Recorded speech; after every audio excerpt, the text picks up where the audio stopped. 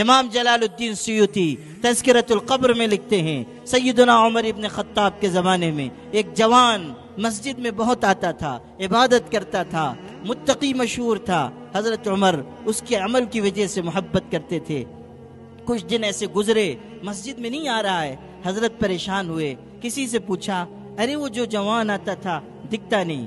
جوانوں، یہ واقعہ تمہارے لیے سنا رہا ہوں، دل پر نقش کر کے لے جاؤ، آج کل وہ جوان دکھتا نہیں۔ حضرت عمر سے کہا گیا، حضرت اس کا تو انتقال ہو گیا، اور اس کے انتقال کا عجیب واقعہ ہوا۔ حضرت عمر نے کہا، مجھ کو اس کے گھر لے چلو۔ گھر تشریف لائے، اس کے والد سے ملے، کہا تو بچہ جوان تھا، اچانک فوت ہو گیا، کیا ہوا؟ باپ نے کہا، حضرت عجیب قصہ ہوا۔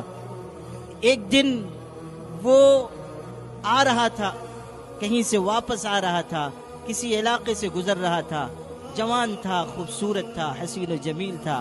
ایک عورت کی نظر اس پر پڑ گئی، برے جذبات کی تھی، اس نے گناہ کی دعوت دی۔ پہلے اس نے بہانے سے بلایا، گھر میں اندر لے کر چلی گئی۔ یہ بیچارہ یہ سمجھا کہ کوئی ضرورت ہے، کوئی پریشانی ہے، چلا گیا۔ لیکن جب تنہائی میں پہنچی تو اس نے کہا کہ میں تمہارے ساتھ بدکاری کرنا چاہتی ہوں۔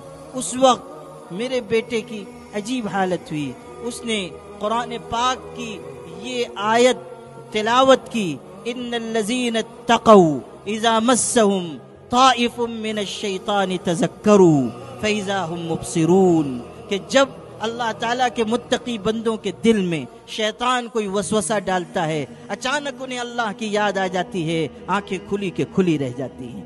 بس یہ آیت یاد آئی، اس میرے بچے پر ایسا خوف کا غلبہ ہوا کہ گرا اور بے ہوش ہو گیا۔ اس کو اس عورت نے اٹھا کر کہیں پھینکوا دیا۔ ہم لوگوں کو خبر ہوئی، ہم گئے، ہمیں تو نہیں معلوم تھا کیسے بے ہوش ہوا، کیا ہوا، لیکن بے ہوشی کے عالم میں اٹھا کر لے کر آیا۔ گھر لا کر جب دیر کے بعد ہوش میں آیا، میں نے پوچھا، بیٹے کیا ہوا؟ اس نے کہا، ابو مت پوچھئے، آپ کو بتانے جیسی بات نہیں ہے۔ میں نے اصرار کیا کہ نہیں، تم کو تو بتانا ہوگا۔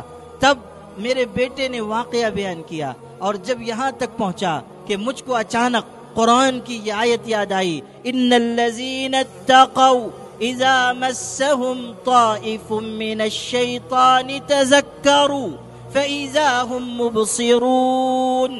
جب یہ آیت یاد آئی تو بس میرا دل خوف سے کانپ گیا اور میں گرا اور بے ہوش ہو گیا۔